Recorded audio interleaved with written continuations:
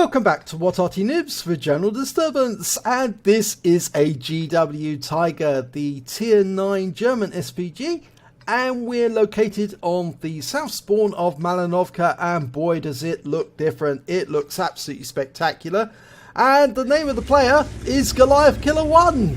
Yep, you may have just seen a replay of his, where he was playing in the GW Panther, and he was on the Paris map. Well, this time he's on Malinovka, and doesn't it look different? It looks spectacular. I love these changes that Wargaming have made. They've made the game a lot better, and I also like the fact that they've put in this little barrier that shows the edge of the map, because otherwise you could quite easily drive off it, or think that you're going to drive off it. And he's loaded all ready to go. This is actually an encounter game.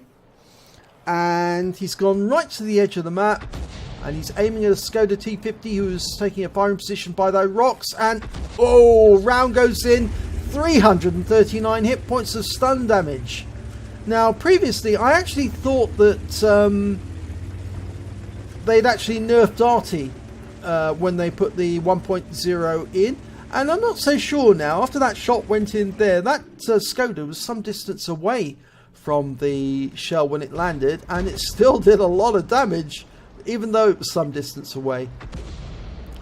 Well, Goliath Killer's got a 36.24 second reload, so he's almost ready to go. Round out on a Wizzy 120. Direct hit, right on the money. 313 hit points, 2 critical hits. Looked like the shell went right into the side, but he's still testing the side of that map using those bushes. Well, as he makes those bushes move, he's not actually, that's not visible to the enemy in overhead view, so the enemy won't know that he's done that. They might see it if they're up close, but you certainly won't see it in overhead view, so he's not giving away his position. But he might give away his position in Tracer, and there's that Wizzy 120 that he fired at earlier. He's dialed in, rounds out.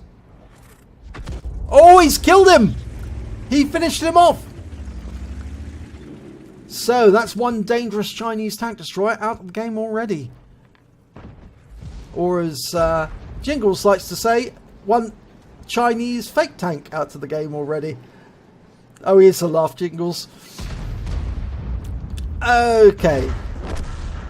Looking at an Action 10, an M103, an Object 268, the Defender and a Lurva. He's got a plethora of targets there to fire at. Which one is he going to go for? Well, I'd go for between those two, yeah, because chances are you're going to hit something. And he does hit the Object 268 for 455 hit points, and he damages the others as well with stun. Well, he splashes them rather, not just stun, he splashes them. Okay, he's getting a request for fire on the Ferdinand.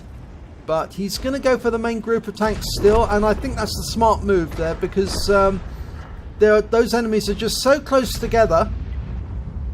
You need to apply maximum force, and I was doing this yesterday actually. I was applying maximum force by hitting a group of tanks together, and he gets a big hit there. 927 hit points on the Action 10. Okay, he's relocating just a little, and that's a bit of resistance. Maybe you need to turn the tank slightly. Yeah, that's better. Turn it slightly sideways so you can move backwards at full speed. Then you can adjust your position afterwards. Okay. Almost reloaded. Now, the enemy is now broken up a bit. And we've got that Ferdinand still there. And he's going to be a bit of a nuisance to that Jaeger in a second. Yes, because he's going to be able to poke around the corner. Yes, he is doing that. Get the Ferdinand. No, he's gone for the 103. 322 hit points.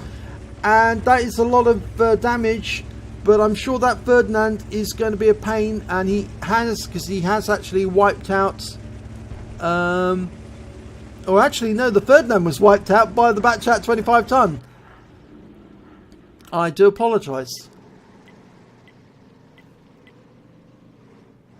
But I'm afraid all of the defenders on the hill have been wiped out except for the Scorpion. And we've got that M103 using the Rex for cover. It's not going to protect him though, and he's splashed to death for 86 hit points there. That's his second kill of the game. And he's moving a bit closer because he has got enough tanks in front of him to provide an adequate defense. Meanwhile, the rest of the team is actually moving around the map and they're coming up behind the enemy. And there's the enemy batch at 155.55, been spotted in grid square A4. And he's out the game. But he actually did, the tank that killed him got taken out at the same time. Well, no damage there. So we can see actually so far that Goliath Killer's managed to get 2.5k of actual damage and 2.5k or 2.7k of stun damage already. So it's quite a good game. And that enemy's just gone down. That was the Object 268. And in fact, there's only one enemy left alive. And I think, yes, he's over in that corner. The Yag Tiger. There he is. Okay, now Goliath Killer can get around in. He does, fires. Oh, 269. Good end to that battle. And they've got him. Which means he picks up all the stun assists. So it was a worthwhile shot just to try and get that last one in on the Yag Tiger. It was close. It did a lot of damage. And he got the stun. Let's have a look at the end of battle results. And it's an ace tanker for Goliath Killer 1 in the GW Tiger. Wow, it's a really good battle actually. He was doing a lot of work. He was collecting a lot of hit points of damage, as I saw at the end. It was a lot. He was really helping the team. He also picked up a bruiser medal for getting at least 5 critical hits, crew incapacitations or module damage. He got 11 in that battle. He didn't actually pick up more than 2 critical hits on any of the vehicles that he actually hit. In fact, in some cases, just 1 critical hit when he actually took the vehicle. So, but it's still an ace tanker, and that's still very welcome indeed. On team scores, he didn't come top, he came second. The Object 140 managed to get 5,771 hit points of damage, whereas Goliath Killer, with that last shot on the Yag Tiger, actually picked up 3.1k or 3,118 hit points of damage. When it came to kills, he was joint second. The Object 140 and the Batchatinion managed to get 3 kills, but the 25T, not the 155. But he still managed to get 2 kills, which was very useful. And when it came to base XP, he was right at the top of the table with 1,244. And that's mainly because a lot of the targets that he was firing at were tier 10, and he was a tier 9. So obviously he's going to pick up more XP overall if you're firing at higher tier targets. So anyway, let's have a look at the detailed report. Well, he fired 9 shots. He got 2 direct hits, 2 penetrations, 12 splash. He did damage of 3,118 hit points, all at more than 300 meters. He hit 7 of the enemy, but killed 2 of them. He also did stun assistance damage of 3,337 hit points. That last shot on the Yag Tiger really increased that total quite a lot. He caused 11 stuns in total.